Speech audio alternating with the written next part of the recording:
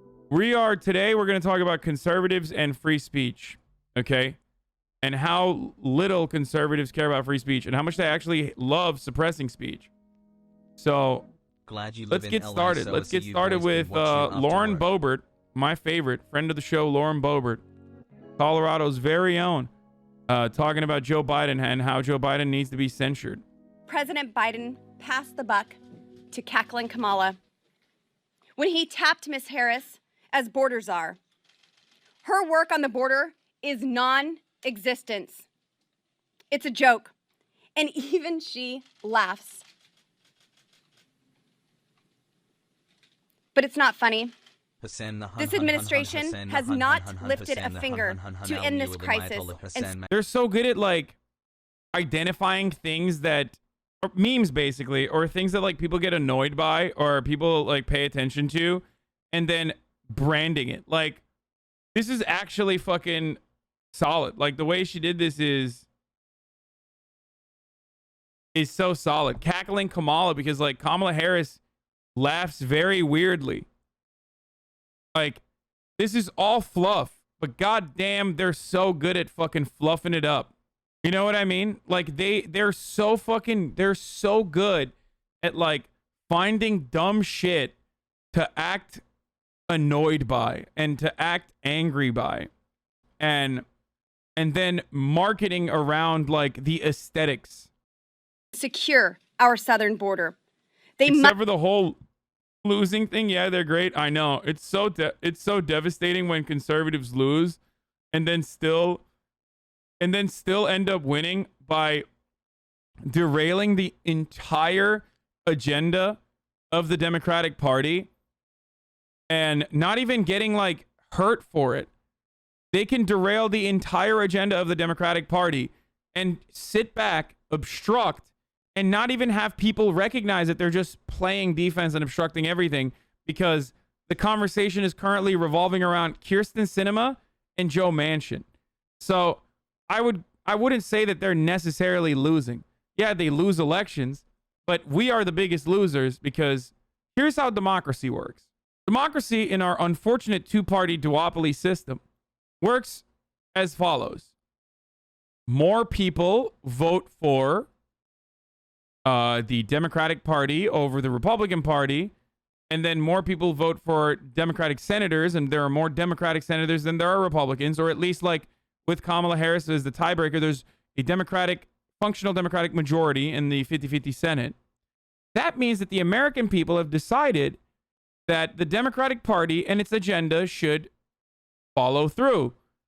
If the people don't like the Democratic Party and its agenda, then functionally, or theoretically rather, under a democratic process, what would happen is people would say, oh yeah, I didn't like what the Democrats were doing, so now I'm going to vote for a Republican. Now that's how it's supposed to work. Of course, that's not how it works in practice, because our system is fundamentally flawed and broken, and I would go so far as to say never intended to be democratic at all. Like, the Democratic Party can't even achieve its policy goals that it set out to do because of other Democrats, first and foremost, and then the Republicans. And on top of that, we have no Democratic representation to begin with. Anyway, let's keep going. Must be held accountable. And that's why today I am proud to lead my colleagues in filing a bill to censure President Joe Biden for his dereliction of duty and failing to secure the southern homeland. He has refused to enforce the laws that Congress has passed to secure our border. He has refused to visit the border. His border czar, Kamala, has failed to visit the border. President Biden passed the buck to cackling Kamala when he tapped Ms. Harris as border czar. Her work on the border is non-existent. Our southern homeland. Yeah, this is just another like attempt to get news coverage. So that's number one. Wanting to censure Joe Biden is pretty funny. Not only that, but CRT's in the news. Let's get started with what happened in Virginia, in a rich neighborhood in Virginia, where arrests were made after a school board meeting on critical race theory, which wasn't even a school board meeting on critical race theory, by the way. So nice framing from Fox News. Like, it was literally an end of the year school board meeting. Like, just a regular end of the year school board meeting. And they turned this into bedlam. School board meeting on transgender policy and critical race theory. It turned physical tonight in Loudoun County, Virginia, just a suburb right here in Washington, D.C. Multiple people were arrested. Yeah, this is Loudoun County, Virginia. A very wealthy county. Including one man who was tackled to the ground by deputies and forcefully removed from the room. At one point, the sheriff's department declared the meeting an unlawful assembly after board members abruptly cut off public comment. They heard just 51 of the 259 people who had signed up wanting to make a public comment. Now, some attendees staying in the room to voice their opinions, resulting in that clash. I love this idea that, like, cops are having to tackle, like, rich white folk that are upset because, like, you know, the school is teaching appropriately, like, American history, which automatically means that, like, you know, racism is going to be covered. And it's like, the cops is like, I don't want to do this to you, but I like imagining that, like, the cop was beating him while going, critical race theory is an important thing to understand from a legal perspective, sir. You better step the fuck down. This is Loudoun County. He's just like fucking, he's like beating him with a baton while fucking talking about how, like, we need to do more we need to do more critical race theory for our next generation to understand exactly how the systemic racism operates in an intergenerational capacity. Just beating the shit out of him. With law enforcement. Check it out. That's right. All these people were doing here was taking the time to be able to show and share, at least with their own people, why they're here. They have every right to do that and to press their rights and their regrets in terms of what's gone on in this county. You guys are... Critical race theory is when you don't regret systemic racism, but actually regret kids learning about it. Actually supporting the suppression of people's rights. John, are you refusing to leave at this time? Yes, I'm refusing to leave. Kids too. Deputies, please. I mean, that guy sounds like he's from the Midwest. He sounds like Michael Pillow. Please arrest this individual for trespassing. Oh my God. Listen, John, put your hands behind your back. Come on. Please, thank you. Based on what transaction? What did I do wrong? Just put All right, that's just the latest instance of... Dude, cops love exercising force, dude. Like, cops love exercising use of force. They just, like, they get so horny to, like, arrest people. It's so funny to me. Like, he's just like, hell yeah. Like, this is my time. Fuck yeah, baby. They really do love this shit. Parental pushback in Loudoun County here in Virginia. That school district making headlines over suspending an elementary PE teacher who spoke in his personal capacity at one of those meetings, saying it would violate his religious convictions to refer to young students by a gender that differs from their gender assigned at birth. A judge has since tossed that suspension. That case is now on appeal. It's not simmering down out there. We'll continue to follow it. It's great. Right. It's like, it's literal panic that Fox News created almost single-handedly. And now they're just sitting back and covering the outcome of said panic that they created. Like, I saw a statistic, and these things are, like, not the greatest metrics. But I remember seeing a statistic about, like, the mention of critical race theory in media, specifically in Fox News. It's been, like, 2,300 times. Yeah, okay. Fox News mentioned critical race theory nearly 1,300 times since March, according to a Watchdog study. And literally before that, it's a Media Matters one. And before that, it's like non-existent, dude. Like March is when they're like, it's time to talk about critical race theory. And then it's just like everything is critical race theory now. And it's so great. It's a wonderful business model. And they consciously do this. And they literally will turn around and consistently hire GOP operatives as like concerned parents. It's kind of cool watching it happen. Like, it's kind of cool watching the propaganda machine churn this shit out.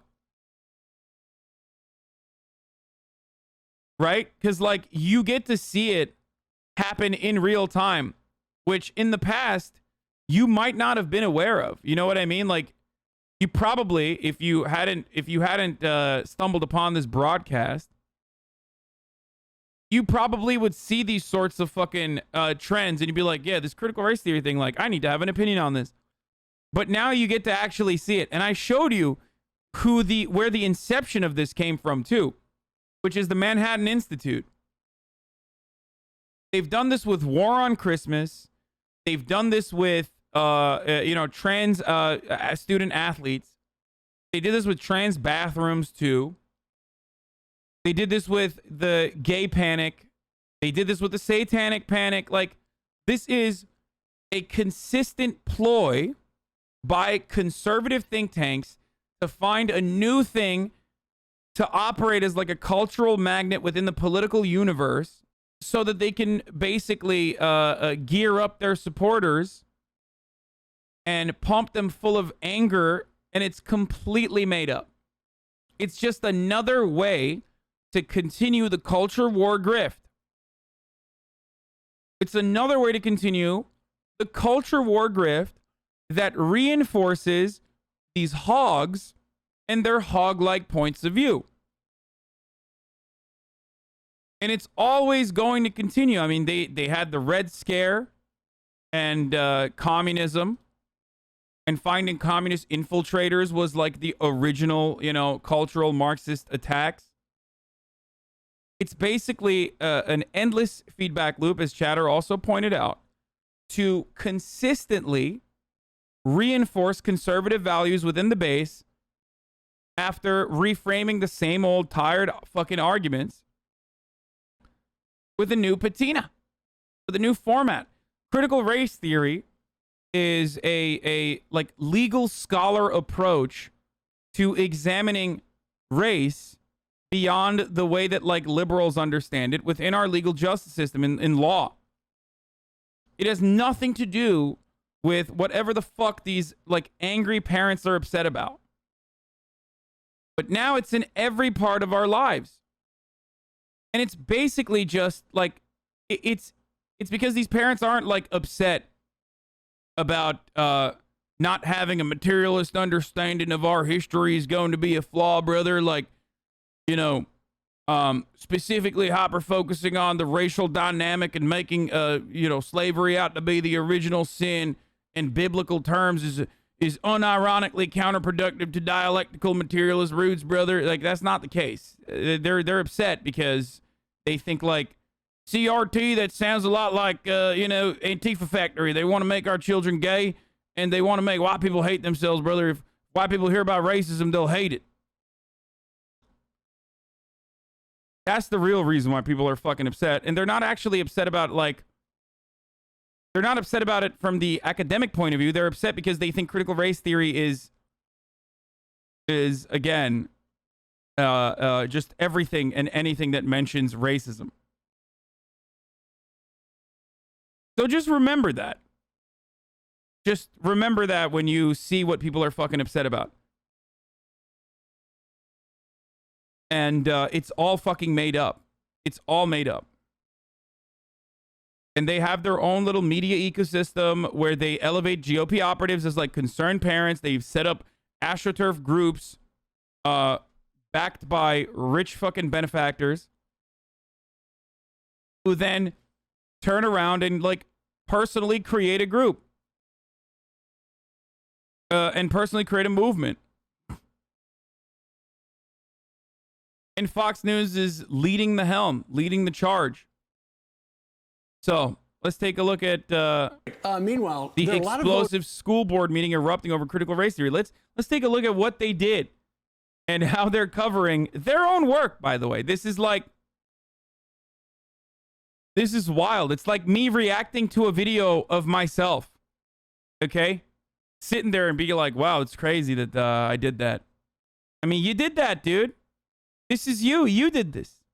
Voters out in Loudoun County, Virginia, and if they were given the chance, they would vote most of the people in the school district, school board leaders out of office if they had their way. Last night, they had another one of the meetings, and it was chaotic. A couple of people wound up getting arrested, and a couple of people had to be tended to because for medical reasons as well.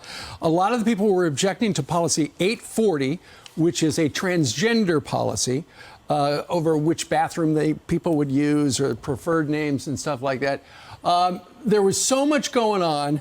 There were 300 people in attendance. 259 of them asked if I can get up and speak. And after a couple of dozen, they said, okay, we're done. And they left. Well, yesterday we reported on the Democrats in that area. They put out a tweet and it said, jump on our bus. We have 3 different bus stops. You can pay a little fee, and we will pick you up to take you to this meeting. So not everyone from there is from Loudoun County. There might have been some Fairfax County people, which is the county next door. But everyone there is either pro CRT or against CRT. They did have a chance to talk. One mom I heard, she said she's going to pull her child out of school now. Yeah, here's how it sounded.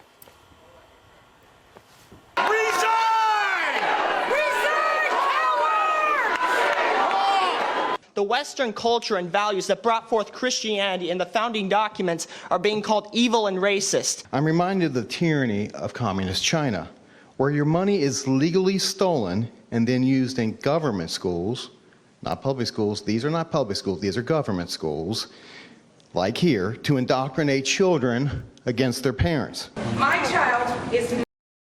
I love that, dude. I love that. Why are my taxes paying for my child to learn about American history, brother? What the fuck? It's bullshit. Wait, I gotta run that back, actually. I wanna see the first one.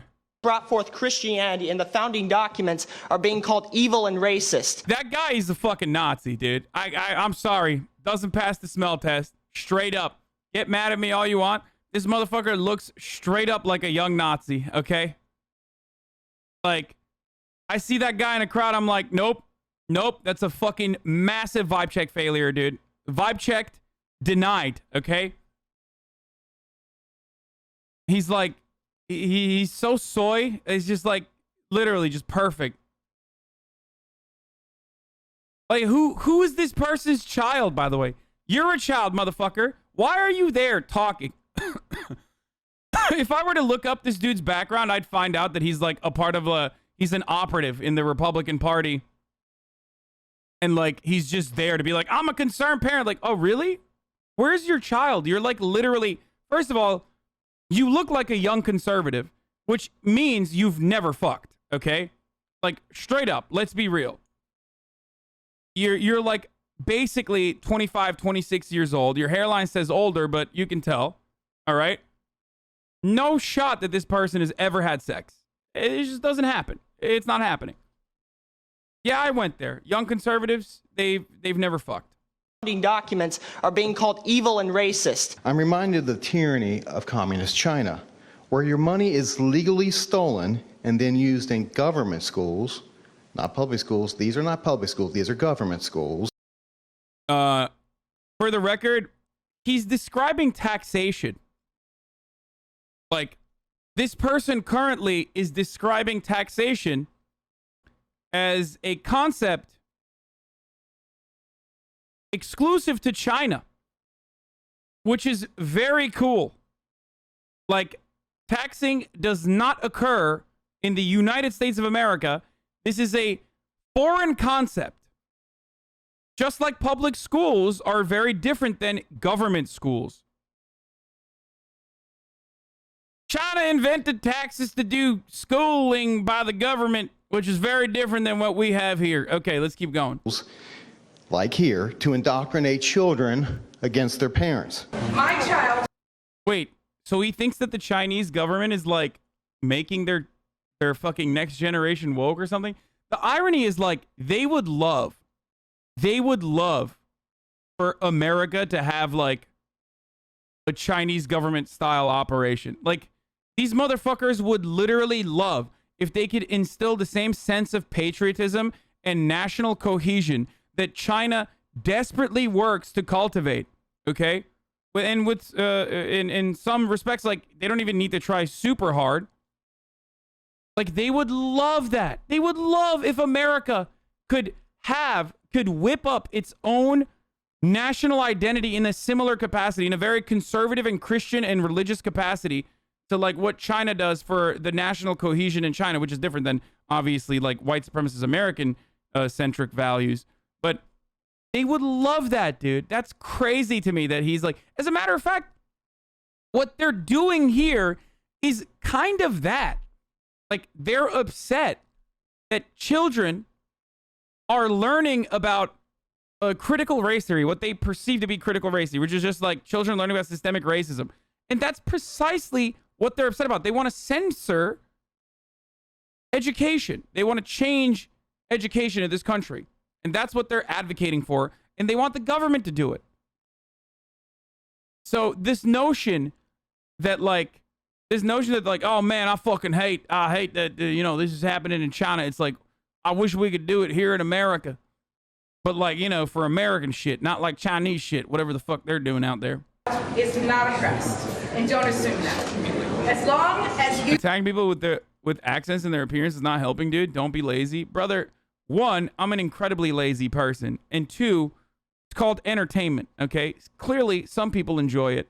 If you don't, it's not for you. You can fuck the fuck off. Okay, how about that? You Marxists push your unconstitutional agenda on my child, she will not be returning back to Loudoun County schools. Unbelievable. That's the lady I was talking about. As the parent, yeah, I wonder why she specifically pointed out that lady. Literally the only black person in that entire crowd in Loudoun, whatever the fuck you call it. I don't give a shit about Virginia, okay? In the entire county, and they're like, I wonder why she was really into that lady specifically. That was the lady I was talking about. She one of the good ones. Parents were cut off from speaking at the meeting. A bunch of them remained in the room, and they decided that they would read their prepared remarks to each other. But at one point, deputies told people, you got to leave or you're going to be arrested for trespassing if they refuse to follow their orders to vacate. That was the only way they could get people out of the meeting, because the meeting room after the meeting had adjourned, because people are so fired up over both sides on these issues. So I don't know, I don't know if anything has changed yet, and that's the frustration. Joe Mobley, Paul Chen, Rachel Pisani, parents had joined us, parents from last night, got up early this morning and joined us to tell us their perspective on where they go from here. We are trying to recall the Paul Chen. Let's take a look. So these guys are close to DC, right? So like a lot of them are going to be political operatives, okay? Let's see. Let's take a look. Party officials on London GOP. See if we can find Paul here. What? No way, dude. He's a part of the Loudoun County Republican Committee. What? No way, dude. That's crazy.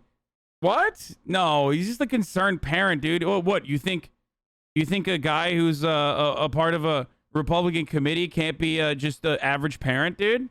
What are you, crazy? He's just a concerned parent, dude.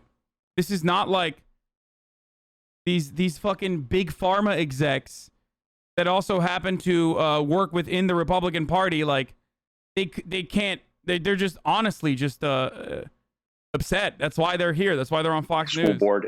6 members out of 8 or 9 members we're trying to recall, because if we don't, these radical policies will not change. Last night proved It that could be a this different, school board, lobby. and in particular, Brendan. It could be a different.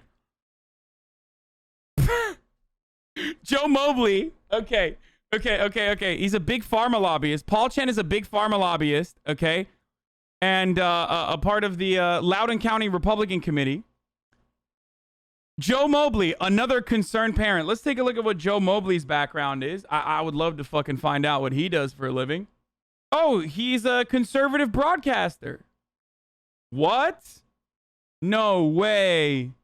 That's crazy, dude. That's crazy that he's a up-and-coming young grifter with a... Oh, dude, that's wild.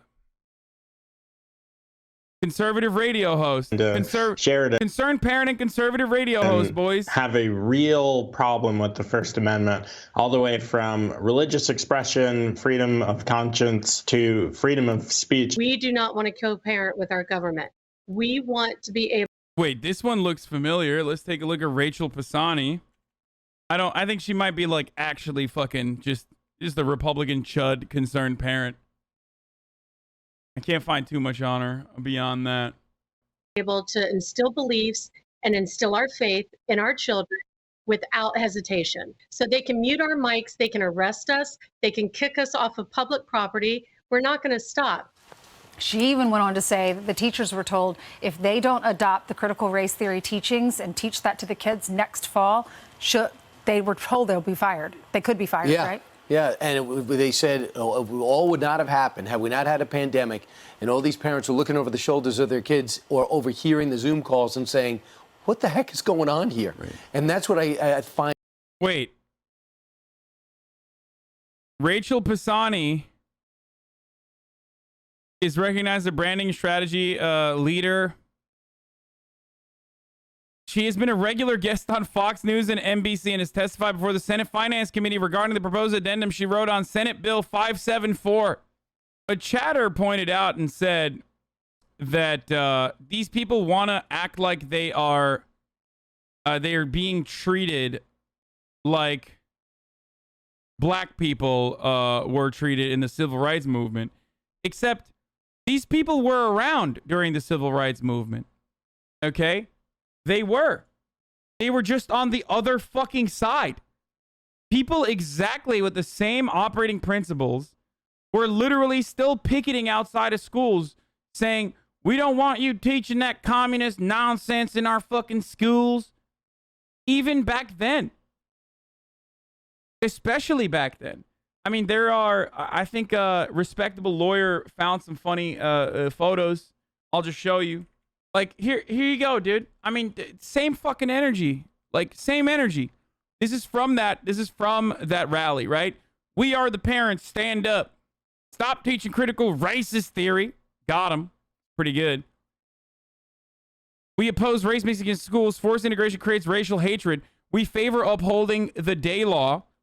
We oppose surrendering states' rights to communist-based court opinion. It's like, it's so funny, dude. They're making the same fucking face, too.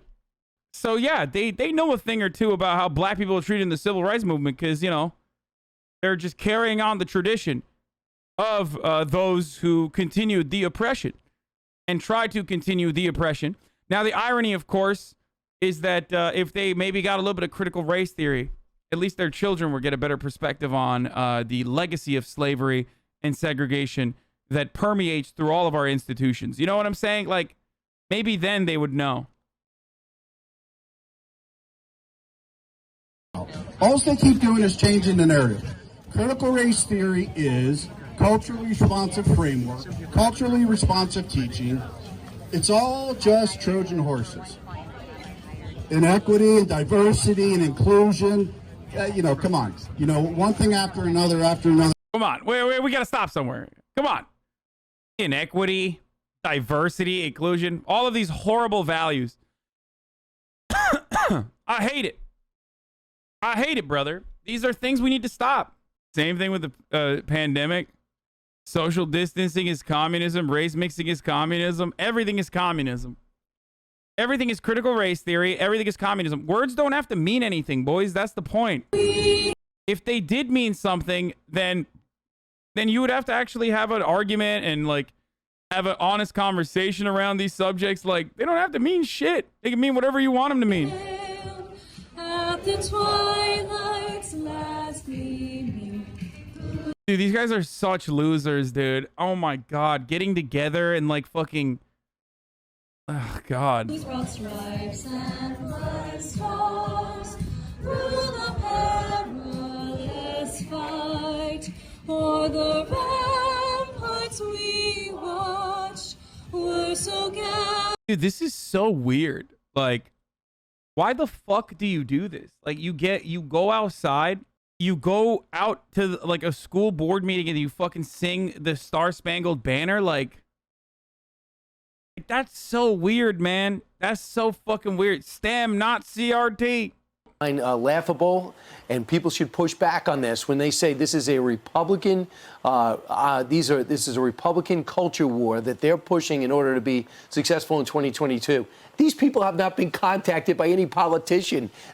Yeah, dude. They just happen to be random people that we found that are like literally in like, you know, the Republican steering committee chair. Like, you know what I mean? It's just like they weren't contacted by politicians. Half of these motherfuckers are like lobbyists themselves, dog. What the fuck? They listened to their kids. No one even talked about party. This is about country and education and indoctrination.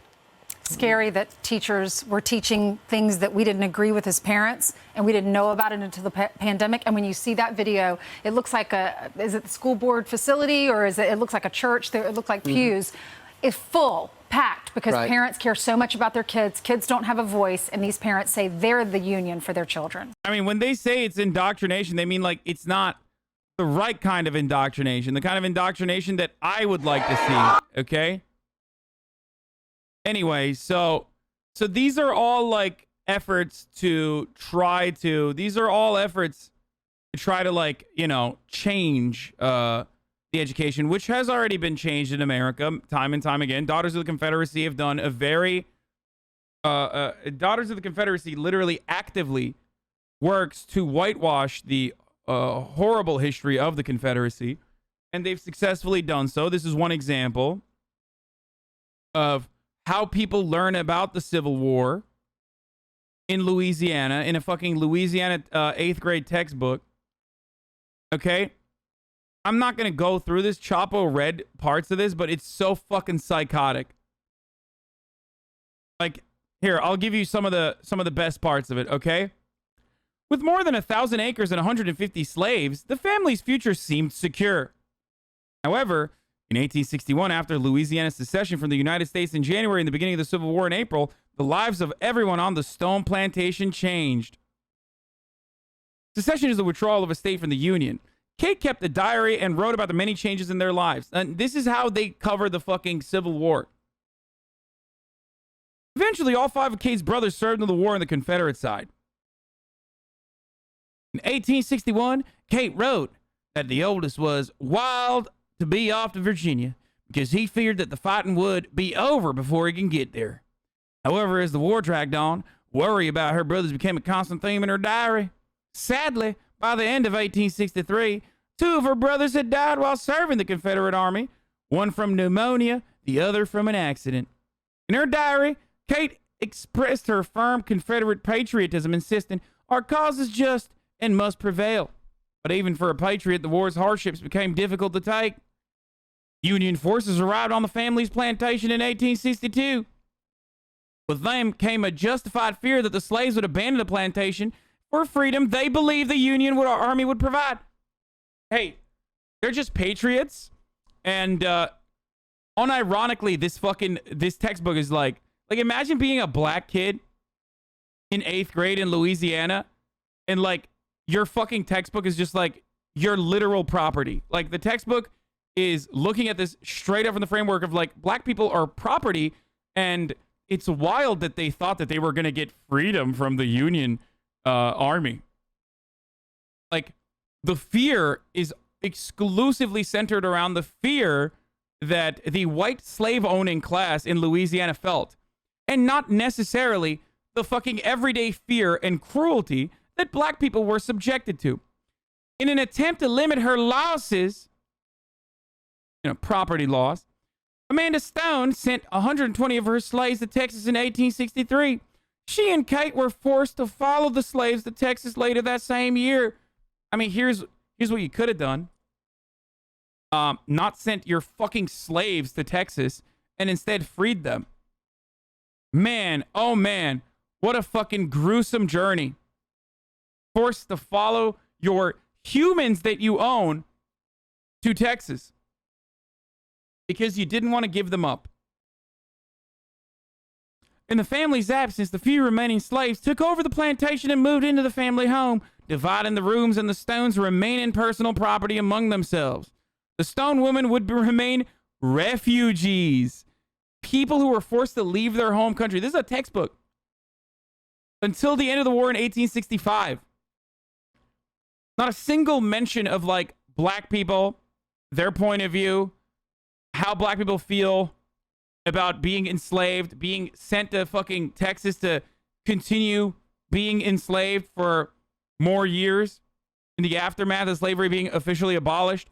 They were able to reclaim their plantation, but due to emancipation, the freeing of slaves, they lost all their property in slaves. Like, up to this point, black people exclusively have been only regarded as property. Okay? The family had to face the new reality of planting and harvesting their fields with freed people who Kate regretted, now demanded high wages, aka wages. Just wages in comparison to what it was previously, which was lashes. Okay? Heartbreaking that the newly freed slaves would demand high wages. How will we go on? Kate felt ambivalent about the end of slavery, but after the war, she did her best to adjust to a world that she felt had been turned upside down. She married, raised children, and devoted herself to memorializing the service of Confederate soldiers like her brothers. She founded the Madison Parish chapter of the United Daughters of the Confederacy and remained active until her death in 1907. In this chapter, we will examine the political and cultural issues that led to sectional tensions and ultimately led Louisiana to secede from the Union. We will also learn about the wartime experiences of soldiers, politicians, civilians, and slaves. Wow, okay. We'll see. In Union-occupied areas of Louisiana and in the parts of the state that remained in Confederate hands throughout the war. Finally, we will examine the immediate consequences of the war's end. Now, you mean to tell me that this isn't literal fucking indoctrination and whitewashing of history and like any attempt to at least like instill some kind of like correct analysis on history, or at least like even cover the other side's perspective on history on such a fucking issue that is like across the board regarded as like horrifying? You mean to tell me that like that is something that we got to stop immediately? That's what we got to fucking get mad at? Nichols was a member of the Democratic Party, which competed with the Republican Party for political control of the state. At the time, the Democratic Party was the conservative party, the party of the Confederacy, in that with respect to that. So they're right to cover it like that. That's normal. That's like proper history. I don't have a problem with that. By the time Nichols was elected to his second term as governor in 1888, Democrats had taken firm control of the state's political system. Southern Democrats, who were committed to segregation between the races, controlled the state's political system for most of the next century. Oh, 2 textbooks, 2 Americas. Race, gender, and immigration are some of the subjects that play out differently in classroom textbooks across the country. The California textbook includes primary source quotations of black historical figures about white resistance to civil rights during the Reconstruction. I want to see what the Texas one. A textbook in Texas above says that white Southerners oppose Reconstruction because of tax increases as well as racial resentment. On this annotated Bill of Rights, the California textbook explains that the rulings of the Second Amendment have allowed for some gun regulations. In the same place, the Texas edition of the textbook contains only a blank white space. What? The Second Amendment right to bear arms? Nothing for the Second Amendment? Brother, you don't need... Hey, no, you will not infringe on that. Okay? You fucking kidding me? Here's another example. Teenagers in both states will learn about the Harlem Renaissance and debates about the movement's impact on African-American life. But Texas students will read some of the critics dismiss the quality of literature produced. 2 states, 8 textbooks, 2 American stories. We analyze some of the most popular social studies textbooks used in California and Texas. Here's how the political divides shape and what students learn about the nation's history. White resistance to black progress is covered differently in 2 states. In California, movement of some white Americans from cities to the suburbs was driven by a desire to get away from more culturally diverse neighborhoods. Others believe suburbs offered better and more affordable living. California notes suburban dream of 1950s was inaccessible to many African Americans. Texas does not. Reasons for suburban growth varied. Some people wish to escape the crime and congestion of the city. It's like little ways in which you reinforce the same social conditioning that you learn. Texas says that white Southerners oppose Reconstruction based on tax increases as well as racial resentment. California instead includes primary source quotations from black historical figures about white resistance to civil rights. Both states say that the breaches of racial etiquette led to lynchings. Lynchings after Reconstruction, but only California, whose edition was written more recently, makes clear that the perpetrators of the lynchings also hope to discourage black political and economic power. On gender and sexuality, California textbooks include history that is not in the Texas editions. California states that federal government failed to recognize non-binary gender identities and female leaders in its early relations with Native Americans. Texas does not mention that. Makes sense, obviously. California states that enslaved women have faced sexual violence from owners and overseers. California mentions the Lavender Scare that targeted thousands of gay men and lesbians. California states that Alfred Kinsey's research in early sex reassignment surgeries challenged the post-war ideals on gender. So this stuff is literally what people want to take out. What Republicans want to take out of the books when they say, like, CRT, we need to stop it. Like, that's what they are trying to get out of the textbooks. Both states focus on women's fight against discrimination in the workplace. Only California says birth control played a role by allowing women to exert greater control over their sexuality and family planning. California includes an excerpt from a novel about a Dominican American family. In the same place, Texas highlights the voice of a Border Patrol agent. What the fuck? California tells the story of Wong Kim Ark, whose 1898 Supreme Court case established birthright citizenship for the children of immigrants. Texas edition, which is older, does not mention the case, but does cover the Chinese Exclusion Act. At least they did that. California is critical of wealth inequality and the impact of companies like Standard Oil on the environment.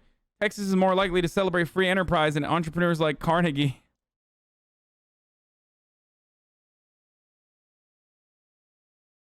Older Texas edition highlights the Republican critiques of President Barack Obama's environmental policies, while the California book discusses the threat of rising sea levels.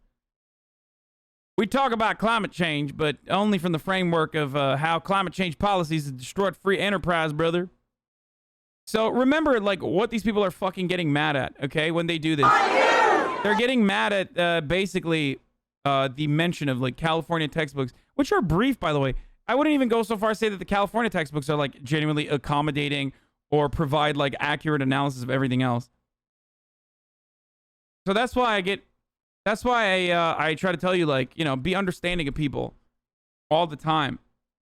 Be understanding of people. This is like, if this is all they know, how the fuck are they supposed to learn if they've, like, never been around any sort of diversity whatsoever, and all of that has been demonized throughout their entire lives? So that's not all, though. As far as our latest part of the journey, talking about conservative censorship, state university faculty students are going to be surveyed on beliefs, according to Governor Ron DeSantis' new suggestion. There will be budget cuts that could happen if universities and colleges are found to be indoctrinating students.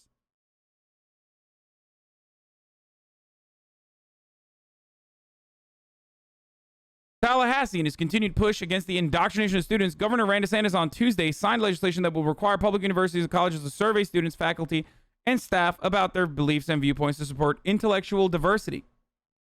The survey will discern the extent to which competing ideas and perspectives are represented in public universities and colleges and seeks to find whether students, faculty, and staff feel free to express their belief and viewpoints on campus and in the classroom.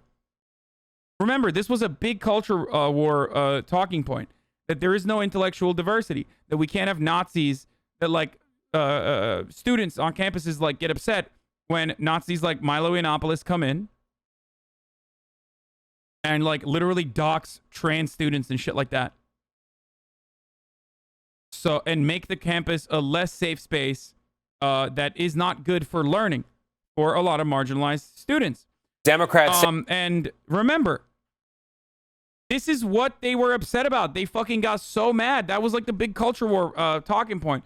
When in fact, the overwhelming majority of college students were more open-minded to a free speech environment. Okay?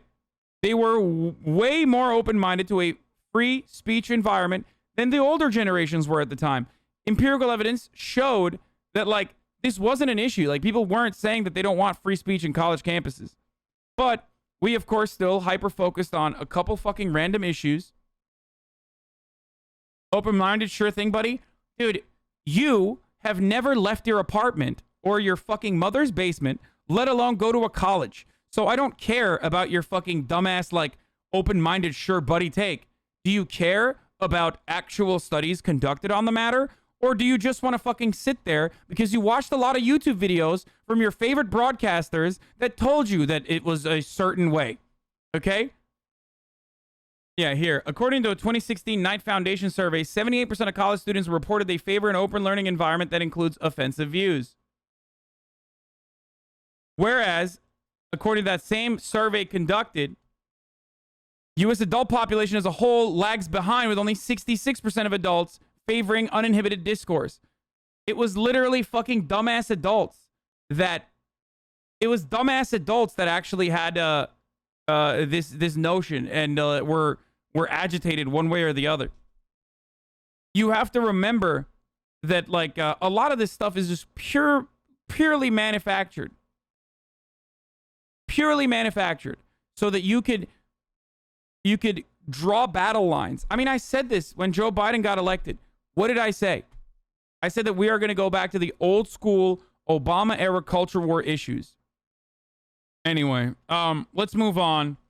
Senate Republicans are blocking the debate on the sweeping voting rights bill, obviously. Say they will continue the fight over voting rights after Senate Republicans blocked their sweeping reform bill. A move to begin debate on the so-called For the People Act failed last night in a 50-50 party line vote. 60 votes were needed. Our Nancy Cordes is at the White House for us. Nancy, good morning to you. What does the Biden administration plan to do now? Well, Tony, the president announced that he's going to have more to say next week. But beyond that, there doesn't appear to be much of a plan, which is a reflection, frankly, of how few options Democrats have on this issue in a debate. So one thing that really frustrates me is that, like, we fucking gave up. All right. So the voting rights bill, you can't fucking tie to a pure majority bill, obviously. You can't do a budget reconciliation for the fucking voting rights bill, right? Obviously, you can't do that. You can't. I'm sorry. Like, that's it. Like, I don't give a fuck about the symbolism of the Senate or anything, but, like, that would be very difficult to tie into the budget, okay? It has to, at the very least, like, impact the economy, okay? You're not going to be able to do that with, if you can't say that for $15 minimum wage, which you absolutely could, you're absolutely not going to do that for this situation. Now, there is one thing you can do, though, okay? There's one thing you can do. Like, you're not going to be able to abolish the filibuster either, because they don't fucking care, and they do not want to abolish the filibuster. The Democrats don't. Like, we're hearing Kirsten Sinema and Joe Manchin be like, no, if we abolish the filibuster, how the fuck will I do my own personal branding project in the Senate? So there's that problem. But there is something you can do that Joe Manchin brought up, actually. I mean, I fucking hate Joe Manchin.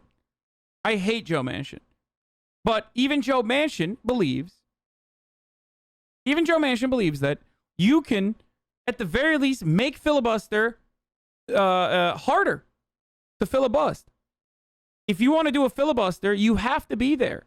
You can't just threaten with a filibuster and don't not even fucking show up. Like, you should be there, dude.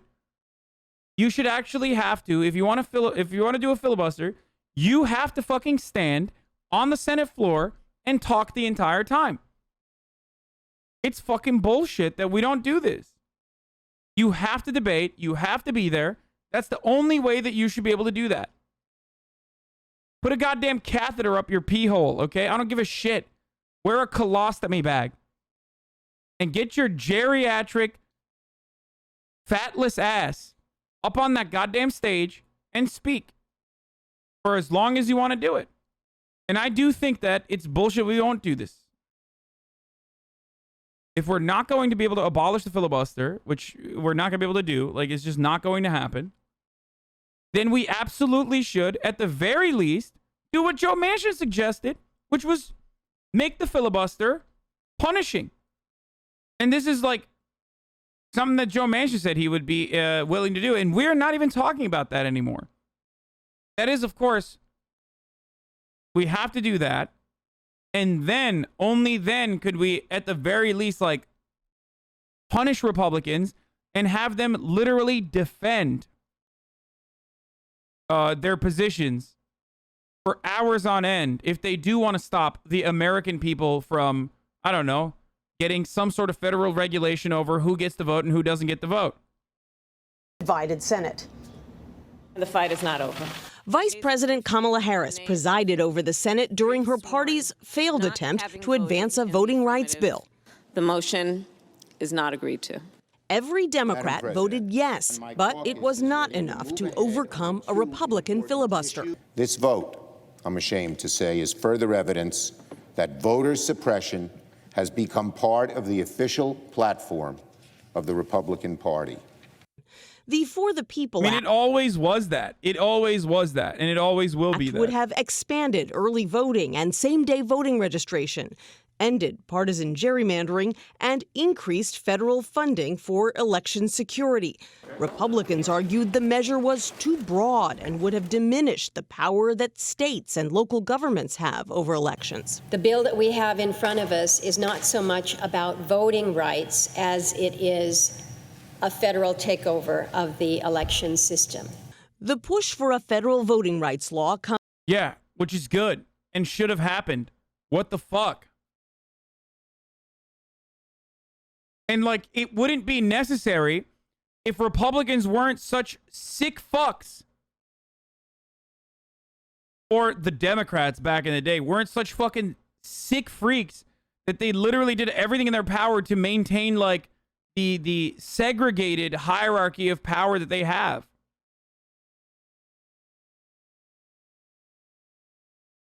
And to refuse to give even a little bit of a fucking say to black and brown people living in these different parts of the country. Like, it's the same old bullshit. 48 state legislatures have introduced 389 bills this year alone to restrict voting access. The White House is rejecting criticism from some Democrats who say the president hasn't been vocal enough. Those words are a fight against the wrong opponent. President Biden has tapped his vice president to lead the White House effort on this issue. This is about the American people's right to vote, unfettered. It is about their access to the right to vote in a meaningful way. One small victory for Democrats. The entire party held together on this. Oh, man, what a small victory to lose. Like, this is so pathetic. And it's perfect, by the way. Also in Washington. I don't even care about Biden's plan to tackle gun violence. Like, it's just not going to happen. Okay. The hilarious part about this is, like, Democrats are going, like, we won, we won. It's like, why did we win? Oh, because we lost, but we lost together, dude. That's great.